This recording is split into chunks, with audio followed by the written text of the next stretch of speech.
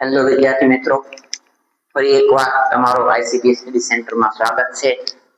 બોર્ડની એક્ઝામમાં 4 માર્ક્સનો પૂછાયેલો most trendy પ્રશ્ન જે આપણે સૌથી સરળ રીતે એટલે કે આપણે સીધી રીત દ્વારા તેનું સોલ્યુશન મેળવવાના છીએ. આપણે આ દાખલો આપણે બહુ સરળ રીતે કરશું, તમે મારી જોડે કરતા જાઓ. બરોબર, તો સૌથી પહેલા આપણે વર્ગ આપેલ છે અને એફઆઈ આપેલો છે. અત્યાર સુધી આપણે જે દાખલા ભણ્યા એના કરતા આ દાખલો અલગ પ્રકારનો છે. કેમ કે આ વખતે આપણને મધ્યક જે છે એ 18 આપેલો છે પ્રશ્નમાં. 13.1 નો ત્રીજો દાખલો છે અને આવૃત્તિ છે એ આપણે શોધવાની છે, એટલે આને ખૂટતી આવૃત્તિ વાળો દાખલો કહેવાય. તો આ દાખલો આપણે એક્સઆઈ વાળી રીત એટલે કે સૌથી સરળ રીત છે તેના દ્વારા કરવાની કોશિશ કરીએ.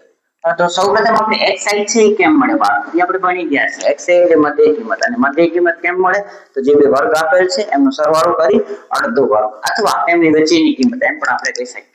આમ આપણે જોઈએ તો ક્રમશ આપેલ 11 અને 13, 11 અને 13 ની વચ્ચેની કિંમત કેટલી થાય 12, તો આપણે ડાયરેક્ટ લખી શકીએ 12. પછી 13 અને 15 ની વચ્ચેની કિંમત 14, 15 અને 17 ની વચ્ચેની કિંમત 16. આવી રીતે આપણે અથવા બે ઉમેરીએ તો પણ ચાલે. આમાં 22, 23 ને 24. આવી રીતે આપણે xi છે મેળવી લેવાનો હોય છે. આમાં શું છે બાળકો, આપણે કિંમતો નાની આપેલ છે એટલે સીધી રીત દ્વારા પણ કરીએ તો પણ ચાલે. આપણે પહેલા એક વખત આમ ટ્રાય કરી લઈએ. હવે fi અને xi ને ગુણાકાર કરો. fi ગુણ્યા xi તો 12 * 7 = 84. પછી 14 * 14 = 70 અને 14 * 84. પછી 16 * 9 = 144. 18 * 13 આપણે ગુણાકાર કરી લઈએ 180 + 18 * 13 = 54.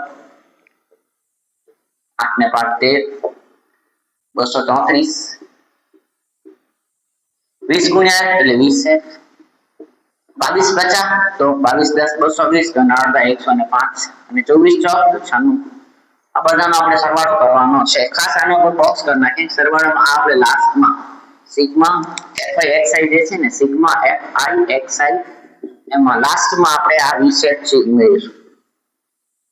બોક્સ લાંબુ કરવાનું કારણ એ જ, બરાબર, કે આપણે સિગ્મા fi xi છે આપણે પ્લસ આ બધાનો સરવાળો આપણે કરીએ તો 4 * 4 = 8, 4 = 12. હવે આપણે સરવાળો કરતા જઈએ. 52 ને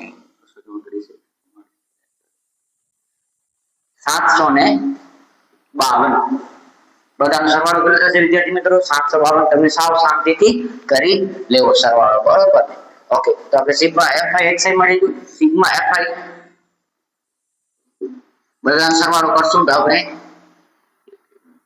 24 ને 36 ને 34 44 + f એ થશે આપણે સિગ્મા fi એટલે બધા આવૃત્તિઓનો સરવાળો. હવે આપણે x બાર નું સૂત્ર મૂકીએ. x બાર = sigma fi xi / sigma fi. આ સીધી રીતનું સૂત્ર છે. જ્યારે કિંમત બહુ નાની આપેલી હોય તો આવી રીતે પણ આપણે મધ્યક શોધી શકીએ છીએ. ચાલો, x બાર કેટલો આપે છે બાળકો? 18. સિગ્મા fi xi કેટલો આવ્યો? 752 + 20. Sigma fi 44 + f. હવે આ અહીં ભાગાકારમાં છે, ત્યાં જશે તો ગુણાકારમાં 18 અને ગુણાકારમાં આવશે 44 + f.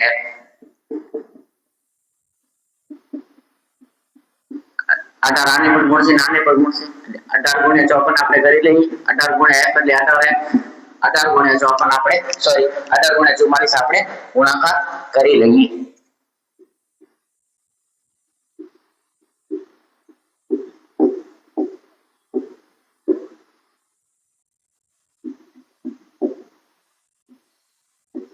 સાતસો ને 92.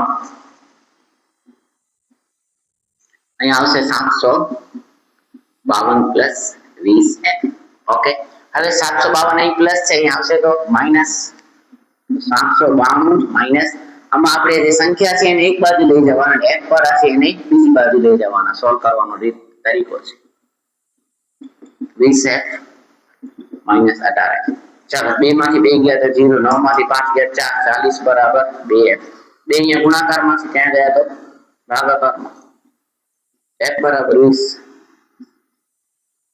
સૌથી સરળ રીત આ દાખલા માટે સૌથી સરળ રીત જે છે આપણે આજે જોઈ. આવી રીત તમે કોઈ દિવસે શીખ્યા નહીં હો એવું મને અંદાજો છે. ઓકે, આપણે બહુ મસ્ત મજાનું સરળ કરી ગયા દાખલો ગણો. મને આશા છે તમે પણ આ દાખલા માટે આ જ રીત ફોલો કરો. આમાં ક્યાંય માઇનસ ની નિશાની આવતી નથી, એટલે તમને દાખલો ગણવો બહુ સરળ રહે છે. ઘણા વિદ્યાર્થી મિત્રો આપણે આ રીત જો આપણે પદવીજ્ઞાનની રીતથી દાખલો કરતા હોય તો એમાં થોડી તકલીફ પડે છે. બાકી ઓલી રીત થી કરતો તો આપણે 90% લોકોને તકલીફ પડે છે. શું થાય છે બાળકો? તકલીફ પડે છે. આમ પાછળથી દાખલો તમને સરળ રહેશે. ગુડ.